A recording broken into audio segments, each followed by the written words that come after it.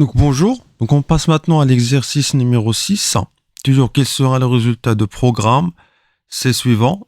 Et bien sûr, nous avons des exercices ou des exemples qui sont un petit peu avancés par rapport à ce qu'on trouve généralement dans les exercices ou dans les examens.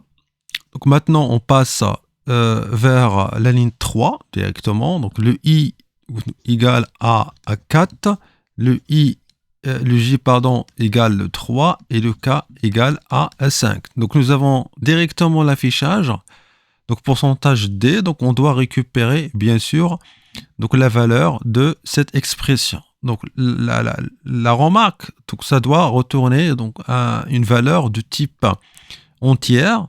Donc pourcentage d, donc ça veut dire ici nous avons des opérations de comparaison. Donc là, donc ça se voit que ça va retourner soit 0, soit 1. Donc on commence par l'expression. Donc ici, est-ce que i, ça veut dire 4 est inférieur de 3? Donc est-ce que c'est vrai ou faux? Donc bien sûr, c'est faux. Donc ça va retourner 0. Donc ici, nous avons l'égalité. Donc est-ce que 0 égale? Donc maintenant, on doit récupérer la deuxième expression, le k. Est-ce que le k, ça veut dire le 5 est supérieur ou égal à 3? Donc ça va retourner, c'est 1, donc c'est vrai. Mais là, on a en fait l'inverse avec le point d'exclamation. Donc l'inverse de 1, c'est quoi? Donc l'inverse de 1, c'est 0.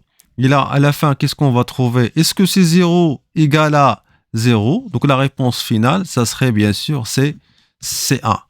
Donc ça, ce qu'on va bien sûr obtenir dans le résultat final. Donc on va vérifier ce résultat dans les deux. Donc on va exécuter directement le programme. Et voilà, donc nous avons la valeur A, c'est la même réponse que nous avons obtenue. Donc merci pour votre attention et à la prochaine.